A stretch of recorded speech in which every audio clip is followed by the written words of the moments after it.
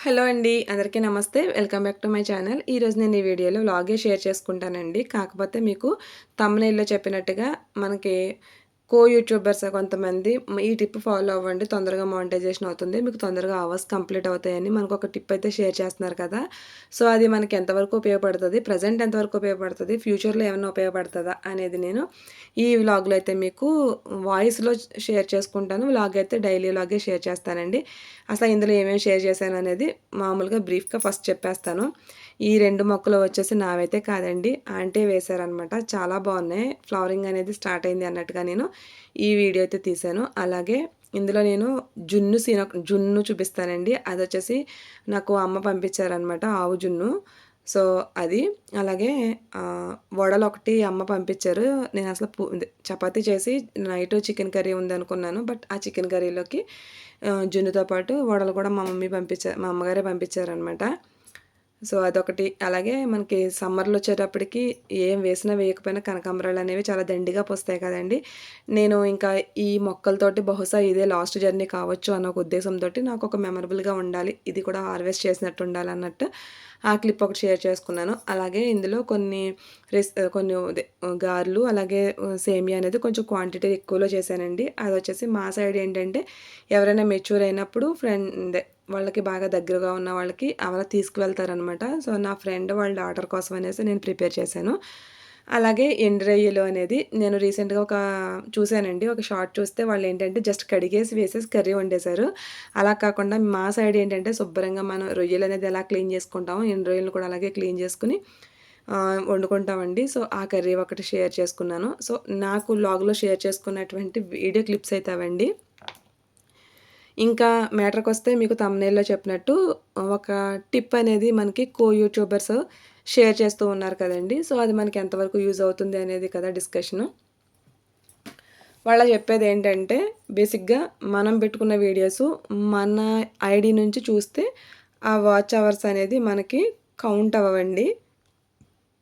So, అలా అసలు చూసుకోకూడదు. So, వాళ్ళు చెప్పేదేంటంటే, మన ఇంట్లో ప్రతి ఇంట్లో 4, 3 ఫోన్లుంటున్నాయి కాబట్టి, ప్రతి ఫోన్‌కి ఏ ఫోన్ ఐడీ ఆ ఫోన్‌కే ఉంటది కాబట్టి, దాంట్లో మన వీడియోస్ అనేది పదే పదే చూస్తూ ఉంటే, అప్పుడు వాచ్ అవర్స్ అనేది కౌంట్ అవుతాయి.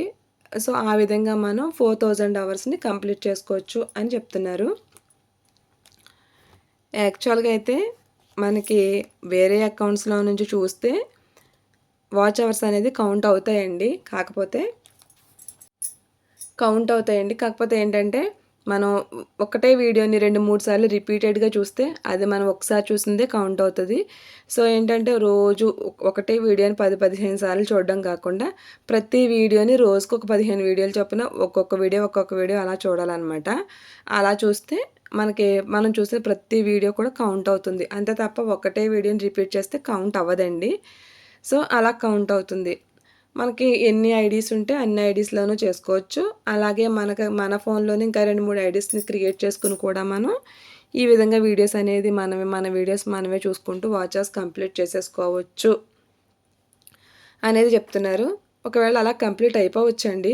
నేనిది నా ప్రీవియస్ ఎక్స్‌పీరియన్స్‌తో చెప్తున్నాను. ఈ ఛానల్ కంటే ముందు నేను 2 ఇయర్స్ బ్యాక్ ఒక ఛానల్ పెట్టాను. సో, ఇలాంటివన్నీ ఫాలో అయ్యాను. బట్ వీటి వల్ల అసలు ఎలాంటి ఉపయోగం అయితే ఉండదండి.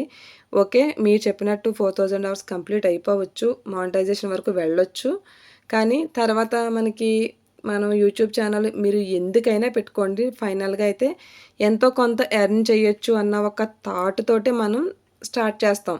అది రన్ చేయడంలోనే మనం ఎలా అయినా సరే దీని మీద డబ్బులు తీసుకోవాలి అనుకుంటే, బాగా డైలీ దాని మీద కష్టపడతాము. దాన్ని డైలీగా వీడియోస్ పోస్ట్ చేయడానికి ట్రై చేస్తాం. అలా కాకుండా మనం ఏదో చేసుకోవాలనుకున్నాము అన్న ప్రాసెస్‌లో ఏంటంటే, మనకెప్పుడు వీలుంటే అప్పుడు పోస్ట్ చేసుకుంటూ ఉంటాం. సో, అది వేరు.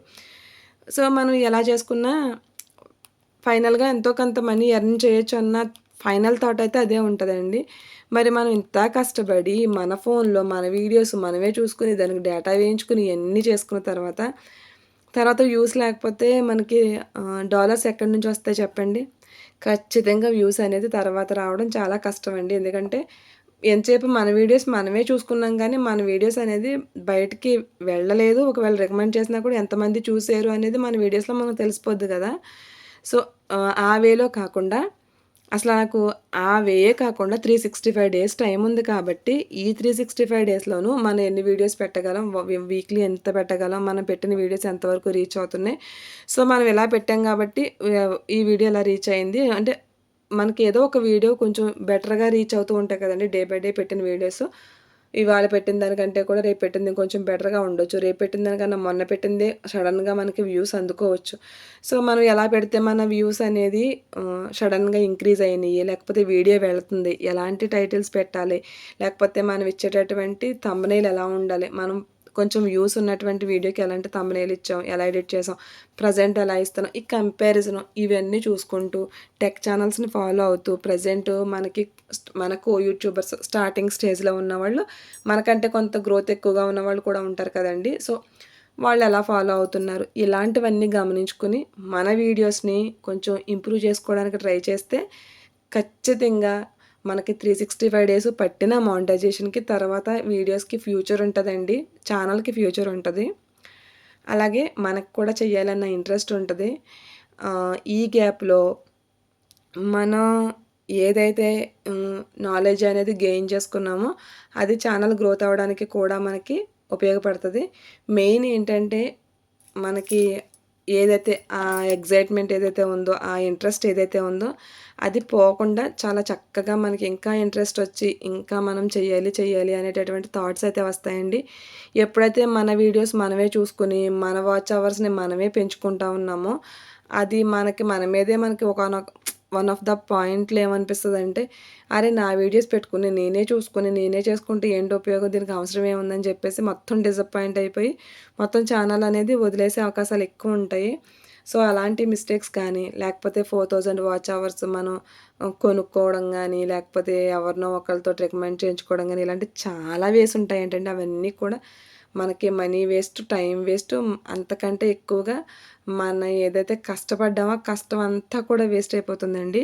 సో, ఇలాంటి వేస్ అన్నీ కూడా ఇలాంటి వేస్‌ని మనం ఎంచుకునే కంటే కూడా ప్రాపర్ వేలో మన కంటెంట్ ఏంటో మనమే తీసుకొని, దాన్ని మనమే మనకు చేతనైనట్టుగా డే బై డే మన ఎడిటింగ్స్ కానీ, లేకపోతే మన వాయిస్ కానీ ఏదైనా సరే ఇంక్రీజ్ చేసుకుంటూ మన నిన్నటి వీడియో కంటే ఇవాల్టి వీడియో కొంచెం బెటర్‌గాను, ఏదో ఒక విషయంలో బెటర్‌గా ఉండేలాగా, లేకపోతే కొత్త విషయం ఏదైనా మనం ఇంట్రెస్టింగ్‌గా చెప్పగలిగేలాగా అలా ప్లాన్ చేసుకుంటే మనకి మనం ఇంట్రెస్ట్‌గా చేయొచ్చు. ఛానల్ కూడా గ్రోత్ ఉంటదండి. సో, అది అంత వర్కౌట్ అవ్వదేమో అనేది నా ఒపీనియన్. అంటే నేను ఒక 3 ఇయర్స్ ఎక్స్‌పీరియన్స్ అనుకోండి. ఈ ఛానల్ అంటే రీసెంట్‌గా స్టార్ట్ చేశాను గానీ, ఇప్పుడు నేను మీకు ఏదైతే చెప్పానో ఆ టిప్స్ అన్నీ కూడా నేను ఈ ఛానల్‌లో ఫాలో అయ్యానండి.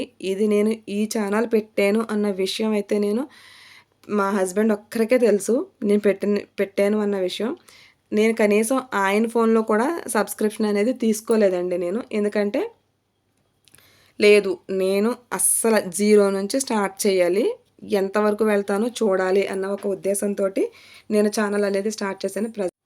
ప్రెజెంట్ పర్వాలేదండి. నాకు ఛానల్ కంటిన్యూ చేయాలన్న ఇంట్రెస్ట్ తోటే ఉంది. సో, వీడియో అయితే ఇది. వీడియో ఎలా అనిపించింది కామెంట్ చేయండి. Thank you.